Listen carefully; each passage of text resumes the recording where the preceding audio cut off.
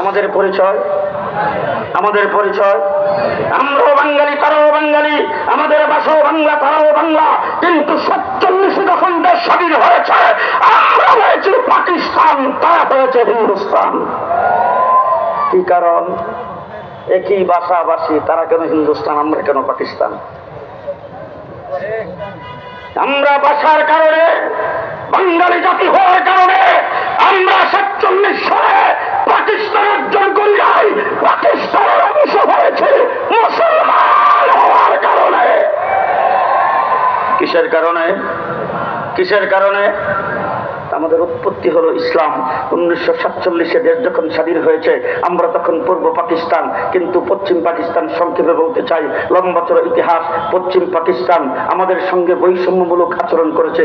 পশ্চিম পাকিস্তান চাকরির ক্ষেত্রে, বিভিন্ন ক্ষেত্রে আমাদের সঙ্গে যখন বৈষম্যমূলক আচরণ শুরু করেছেন, তখন যুক্তফ্রন্ট গঠন হয়েছে। সেই যুক্তফ্রন্টের 1 নম্বর ব্যক্তি ছিল মৌলানা আজহার আলী রহমাতুল্লাহ আলাইহি, 2 নম্বর ব্যক্তি ছিল মৌলানা ভাসানী, 3 নম্বর হুসেন শহীদ সরওয়ার্দী, 4 নম্বর একে ফজলুল হক, 5 নম্বরে সর্বকনিষ্ঠ শেখ মুজিবুর রহমান। কিন্তু জেলখানায় যখন গেলাম, তখন লাইব্রেরিতে বই পুস্তক তালাশ করলাম, যাই দেখি শেখ মুজিবের জীবনী ছাড়া কিচ্ছু নাই। ওই জীবনীটাই না যখন পড়লাম, পড়ার পরে দেখলাম মৌলানা আজহার আলীর নাম নাই। সুরের দলেরা মৌলানা আজহার আলীর নামটা পর্যন্ত মুছে দিয়েছ। তোমরা আলেম ওলামা ইকরাম দেখলেই তোমাদের অ্যালার্জির সৃষ্টি হয়। মৌলানা আজহার আলী রহমাতুল্লাহ আলাইহি এই দেশে যে অবদান, সেই অবদান কোন নেতার নাই। আমার বন্ধুগণ, 1970 নির্বাচন হয়েছে। সেই নির্বাচনে শেখ মুজিবুর রহমান সাহেব নির্বাচনী ইশতেহারে পরিষ্কার ঘোষণা করেছেন, আমার দল যদি সংখ্যাগরিষ্ঠ আসন পায়, ইসলামের বিরুদ্ধে কিছুই করা হবে না। যখন দেশটা স্বাধীন হয়েছে ইসলামের নামে, মানুষ হলো ধর্মপ্রাণ, যখন এই কথা শুনছেন ইসলামের বিরুদ্ধে কিছুই করা হবে না, আমরা ইসলামের পক্ষে থাকব, বাংলাদেশের 7.5 কোটি মানুষ সিল মারো ভাই সিল মারো, নৌকা মার খাই সিল দিয়ে শেখ মুজিবুর রহমান সাহেবের দল আওয়ামী লীগ নিরঙ্কুশ সংখ্যাগরিষ্ঠতা পেয়েছেন। পশ্চিম পাকিস্তানিরা তার কাছে ক্ষমতা হস্তান্তর করতে স্বীকৃতি জানিয়েছেন, গণতন্ত্রকে নস্যাৎ করে দিয়েছেন। বাংলাদেশের 7.5 কোটি মানুষ পশ্চিম পাকিস্তানের বিরুদ্ধে অস্ত্রে মুক্তিযুদ্ধ করে দেশ স্বাধীন করেছেন। এবার জিজ্ঞেস করতে চাই, যারা প্রবীণ ব্যক্তি আছেন তারা বলেন তো, শেখ মুজিবের 6 দফার ভিতরে কোনটা ইসলাম বিরোধী? ইসলামের বিরুদ্ধে একটা শব্দ নাই। মুক্তিযুদ্ধ যারা করেছেন আর এই স্বাধীনতার ঘোষণা দিয়েছেন শহীদ প্রেসিডেন্ট জিয়াউর রহমান, তিনি একজন মুসলমান। স্বাধীনতার যিনি মুক্তিযুদ্ধের যিনি সর্বাধিনায়ক ছিলেন, তিনি উসমানী, তিনি একজন মুসলমান। 11টা 70 কমান্ডারের মধ্যে 10টাই ছিল মুসলমান। যুদ্ধ করেছে মুসলমানরা।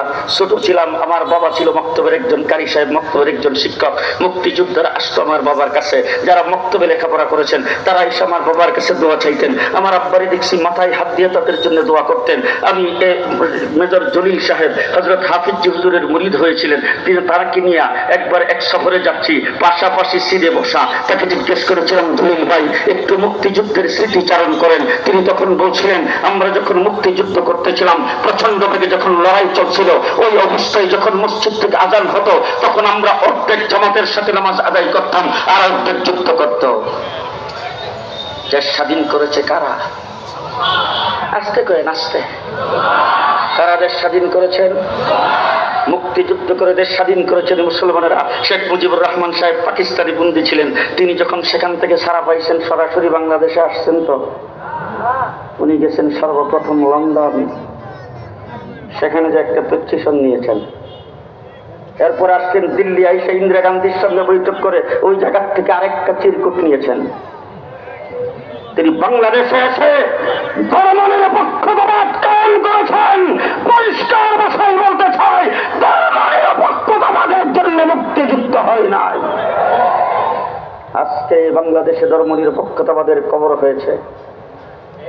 জুলাই বিপ্লবে যারা বিপ্লব করেছেন, আপনারা দেখেছেন, এখন ইউটিউবে আছে, রাষ্ট্রপতি আন্দোলন করেছেন, পুলিশ আর্মি বিডিআরের গুলি আসতেছে।